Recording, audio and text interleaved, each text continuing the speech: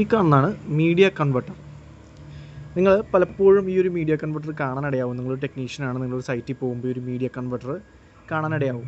അതായത് ഇത് എപ്പോഴാണ് ആവശ്യം എന്ന് വെച്ചിട്ടുണ്ടെങ്കിൽ, അല്ലെങ്കിൽ എപ്പോഴാണ് ഇത് കാണുന്നതെന്ന് വെച്ചിട്ടുണ്ടെങ്കിൽ, ഇപ്പോൾ നമ്മളൊരു ഓഫീസിൽ ചെല്ലുമ്പോൾ അവിടെ മീഡിയ കൺവെർട്ടറാണ് ഇരിക്കുന്നത്. അതായത് റാക്കിൽ ചെല്ലുമ്പോൾ നമ്മൾ മീഡിയ കൺവെർട്ടറാണ് കണ്ടേക്കുന്നതെങ്കിൽ അവിടെ മിക്കവാറും ഒരു ലീസ് ലൈൻ കണക്ഷൻ ആവാം. ലീസ് ലൈൻ കണക്ഷനാണ് ഉണ്ടാക്കുക. അതായത് അറിയാമല്ലോ നമുക്ക് ലീസ് ലൈൻ കണക്ഷൻ എന്താണെന്ന് ഞാൻ ഓൾറെഡി വീഡിയോ ചെയ്തിട്ടുണ്ട്. അതായത് നേരിട്ട് ഡയറക്റ്റ് ആ ഒരു കസ്റ്റമർക്ക് ഒരു ലിങ്ക് പ്രൊവൈഡ് ചെയ്യുന്നതിനാണ് ലീസ് ലൈൻ എന്ന് പറയുന്നത്. അതായത് ISP പ്രൊവൈഡ് ചെയ്യുന്നത്.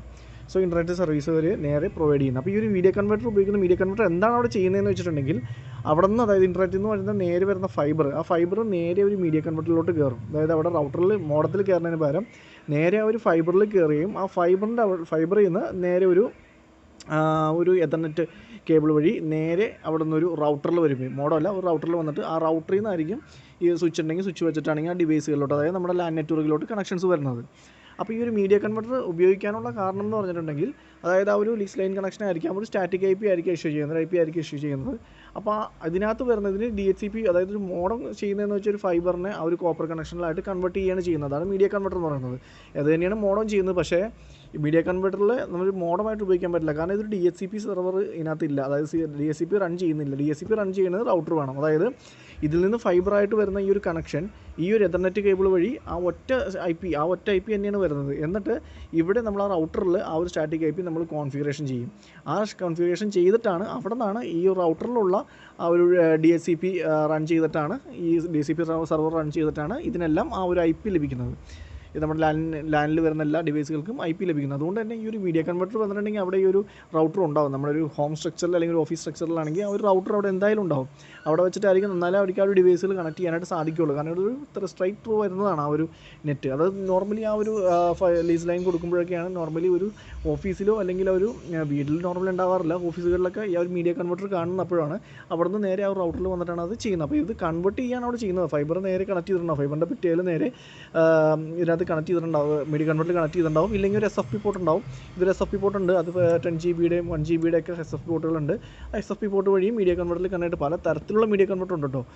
കൺവെർട്ട് ചെയ്തിട്ട് അതുവഴിയാണ് നമുക്ക് ആ ഒരു എഥർനെറ്റ് കേബിൾ വരുന്നത്. ഇത് കൺവെർട്ട് ചെയ്യുന്നത് രണ്ട് തരത്തിൽ കൺവെർട്ട് ചെയ്യാം കേട്ടോ. ഒന്ന് ലാൻഡ് കേബിളിൽ നിന്ന് ആ ഒരു ഫൈബറിലോട്ട് നമുക്ക് കൺവെർട്ട് ചെയ്യാം, നേരെ തിരിച്ച് കൺവെർട്ട് ചെയ്യാം. ഓക്കെ, ഇനി ഇത് ഈ ഒരു മീഡിയ കൺവെർട്ടർ അല്ലാത്ത പക്ഷം, ഇപ്പോൾ ഒരു ക്യാമറ ടെക്നീഷ്യനാണ് നിങ്ങളെങ്കിൽ അല്ലാത്ത പക്ഷം മീഡിയ കൺവെർട്ടർ ഉപയോഗിക്കുന്നതാണ്. അതായത് ഫോർ എക്സാമ്പിൾ നമുക്കിവിടെ ഒരു നല്ലൊരു ലെങ്ത്തിൽ കിലോമീറ്ററുകളോളം നമുക്ക് മീഡിയ കൺവെർട്ടർ ഉപയോഗിച്ച് നമുക്ക് ഫൈബർ വലിക്കാൻ സാധിക്കും. അതായത് ഇപ്പോൾ ഇതൊരു 2 കിലോമീറ്റർ നമുക്ക് കേബിൾ വലിക്കണം, അല്ലെങ്കിൽ 1 കിലോമീറ്റർക്ക് വലിക്കണമെന്നുണ്ടെങ്കിൽ നമ്മൾ ഈ രണ്ട് സൈഡിലും ഇതുപോലത്തെ ഒരു മീഡിയ കൺവെർട്ടർ വെച്ചാൽ മതിയാവും. അതായത് ഇവിടെയും നമ്മളൊരു മീഡിയ കൺവെർട്ടർ വെക്കാം, അതുപോലെ തന്നെ ഇവിടെ ഒരു മീഡിയ കൺവെർട്ടർ വെച്ചിട്ട് നമ്മൾ അതിനെ സ്പ്ലൈസ് ചെയ്ത്, അതായത് ഫോർ എക്സാമ്പിൾ പറയുകയാണെങ്കിൽ നമുക്ക് കണക്ഷൻ എടുക്കേണ്ട സ്ഥലത്ത് നിന്ന്, അതായത് ഇവിടുന്ന് നമുക്കൊരു നെറ്റ്വർക്ക് ഉണ്ട്, ഇവിടെ ഒരു മോഡം ഉണ്ട്, അവിടുത്തെ കണക്ഷൻ വന്നിട്ടുണ്ടെങ്കിൽ അല്ലെങ്കിൽ ആ ഒരു സ്വിച്ച് ആണെങ്കിൽ അവിടുന്ന് നേരെ നമ്മൾ ആ ഒരു കണക്ഷൻ എടുത്തിട്ട് ഈ ഒരു മീഡിയ കൺവെർട്ടർ കൊടുക്കും. ഓക്കെ, അതായത് മീഡിയ കൺവെർട്ടർ ഫോർ എക്സാമ്പിൾ അവിടെ ഇരിക്കുന്ന മീഡിയ കൺവെർട്ടർ ഇതാണെങ്കിൽ ആ ഒരു മോഡത്തിൽ നിന്ന് നേരെ ഇവിടെ, അതായത് ഈ ഒരു എഥർനെറ്റിൽ നമ്മൾ ആ ഒരു കണക്ഷൻ ഇൻ ചെയ്യും, അത് കൊടുക്കും. എന്നിട്ട് അവിടെ നിന്ന് നേരെ ഇവിടുന്ന് ഫൈബർ, അതായത് അതിൻ്റെ ഇപ്പുറത്തുനിന്ന് ഫൈബർ വരും. ഫൈബർ കേബിൾ വന്നിട്ട് അതായത് ഇപ്പുറത്തെ എൻഡിൽ നിന്ന് നമ്മൾ ഫൈബറിൻ്റെ പിക്ടൈൽ കൊടുത്തിട്ട് അവിടെ നിന്ന് സ്ലൈസ് ചെയ്ത് ആ ഒരു ഫൈബർ കേബിൾ വഴി നേരെ, അതായത് ഇപ്പോൾ ഫൈബർ കേബിൾ ആയിരിക്കും, ഈ ഫൈബർ കേബിൾ നമ്മൾ ഈ 2 കിലോമീറ്റർ വലിക്കുകയും ഇവിടുത്തെ മീഡിയ കൺവെർട്ടറിലും അതുപോലെ തന്നെ ആ ഫൈബർ കേബിൾ വന്ന് കയറുകയും അതിന് തൊട്ടിപ്പുറത്തെ പോർട്ട്, അതായത് നിങ്ങൾക്ക് മനസ്സിലായില്ലേ, അതായത് ഇവിടെ ഫൈബർ വന്ന് കയറുകയും അതിൻ്റെ തൊട്ടിപ്പുറത്ത് എഥർനെറ്റിൽ നിന്ന് ആ ഒരു കേബിൾ നേരെ എടുത്തിട്ട് അത് റൗട്ടറിലോട്ടോ സ്വിച്ചിലോട്ടോ കൊടുത്താലും എന്ത് സംഭവിക്കും, നമുക്ക് ഈ 2 കിലോമീറ്റർ ഇപ്പോഴിരിക്കുന്ന അല്ലെങ്കിൽ 1 കിലോമീറ്റർ ഇപ്പോഴുള്ള അതേ നെറ്റ്വർക്കിൽ തന്നെ നമുക്ക് ഇവിടെയും കിട്ടും. ഇവിടെയും ആ ഒരു നെറ്റ്വർക്ക് തന്നെ പ്രൊവൈഡ് ചെയ്ത് ആ ഒറ്റ നെറ്റ്വർക്കിൽ തന്നെ ഈ കണക്ഷൻസ് നമുക്ക് കിട്ടും. ഇത് കിലോമീറ്ററിൻ്റെ കാര്യം പറയുന്നുള്ളൂ. ഇപ്പോൾ നമ്മൾ ഈ ക്യാമറ ടെക്നീഷ്യൻ ആണെങ്കിൽ നിങ്ങൾക്ക് മനസ്സിലാവും, ആ ഒരു ക്യാമറകൾ നമ്മൾ ഹോസ്റ്റലിൽ വലിക്കുമ്പോഴൊക്കെ ഇതുപോലെ മീഡിയ കൺവെർട്ടറുകൾ ഉപയോഗിച്ചിട്ടുണ്ടാവും. പിന്നെ അതുപോലെ തന്നെ ഇപ്പോൾ കൂടുതൽ SFP പോർട്ടുള്ള സ്വിച്ചുകളും വരുന്നുണ്ട്. അപ്പോൾ മീഡിയ കൺവെർട്ടർ ഒഴിവാക്കിയാണെങ്കിൽ നിങ്ങൾക്ക് ചെയ്യാൻ പറ്റും.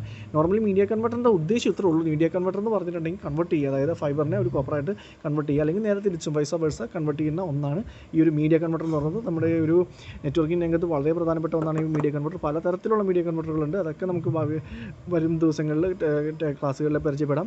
അപ്പോൾ ഇതൊരു മീഡിയ കൺവെർട്ടറാണ്, ഓർത്തിരിക്കുക. ഇതാണ് മീഡിയ കൺവെർട്ടർ എന്ന് പറയുന്നത്. നിങ്ങൾ ഫിസിക്കലി ഇത്തരം ഡിവൈസുകൾ നിങ്ങൾക്ക് ഈ വരുന്ന ക്ലാസ്സുകൾ ഞാൻ കാണിച്ചു തരാം. കാരണം കൂടുതൽ ആൾക്കാരും നമ്മൾ ആ ഒരു പുസ്തകത്തിലായിരിക്കും കൂടുതൽ കണ്ടേക്കണം, അല്ലെങ്കിൽ അതിൻ്റെ ഒരു പടമായിരിക്കും കണ്ടേക്കുന്നത്. ഇത്തരം ഡിവൈസുകൾ കാണൽ കുറവായിരിക്കും.